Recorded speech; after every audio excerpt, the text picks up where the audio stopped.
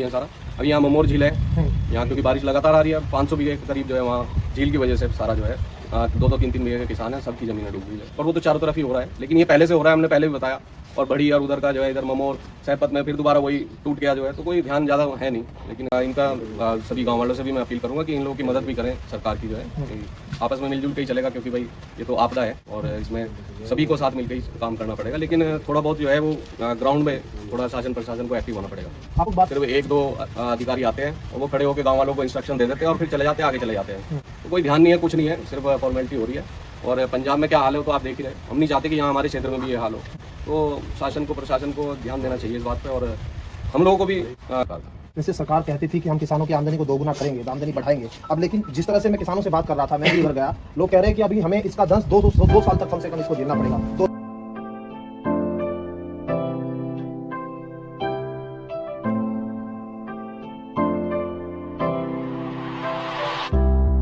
नमस्कार, स्वागत है आपका न्यूज 80 पर। मैं हूं आपके साथ राहुल राणा। उत्तर प्रदेश में 2027 चुनाव को लेकर बिगुल बज चुका, लेकिन एक तरफ पंजाब में बाढ़ के हालात, लेकिन उत्तर प्रदेश के कैराना में भी कुछ इसी तरह की स्थिति दिखाई दे रही है।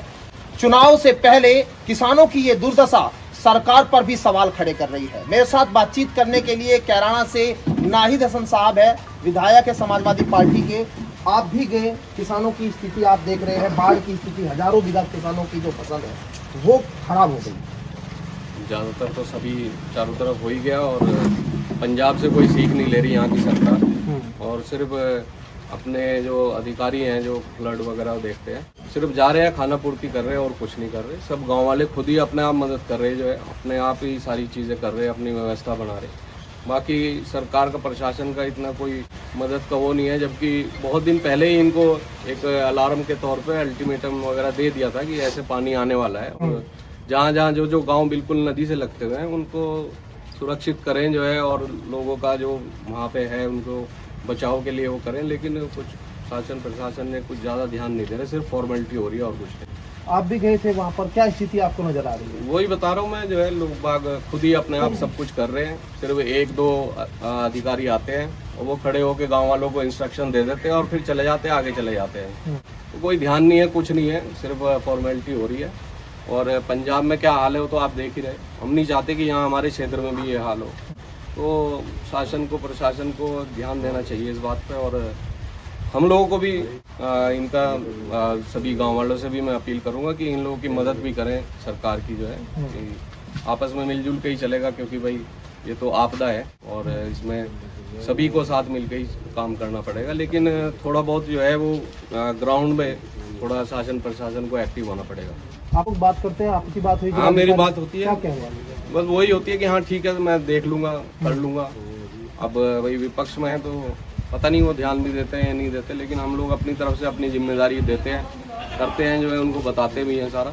अभी यहाँ ममोर झील है, यहाँ क्योंकि बारिश लगातार आ रही है, 500 बीघे के करीब जो है वहाँ झील की वजह से सारा जो है 2-2, 3-3 बीघे के किसान हैं, सबकी ज़मीनें डूब गई है। और वो तो चारों तरफ ही हो रहा है, लेकिन ये पहले से हो रहा है, हमने पहले भी बताया। और बढ़ी और उधर का जो है इधर ममोर सहपत में फिर दोबारा वही टूट गया जो है, तो कोई ध्यान ज़्यादा है नहीं। लेकिन इससे जो है आगे लोग बाग देख रहे हैं और सरकार को भी देख रहे हैं, भाई आगे 27 में क्या होगा, इस बात का भी अनुमान अभी से लगाएंगे कि कोई ध्यान नहीं है गरीब आदमी की तरफ सरकार का।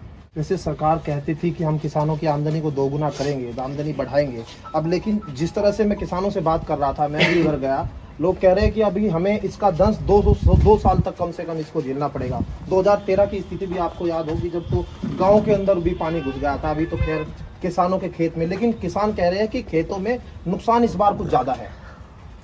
अब ये तो जुमले हैं भारतीय जनता पार्टी के पहले से चलते आ रहे, और अब कितनों किसानों की फसल डूब गई। अब देखते हैं क्या मुआवजा देते हैं। पहले तो जो है मूंगफली और चने बांट दिए थे, तो इससे तो पेट नहीं भरता गरीब का।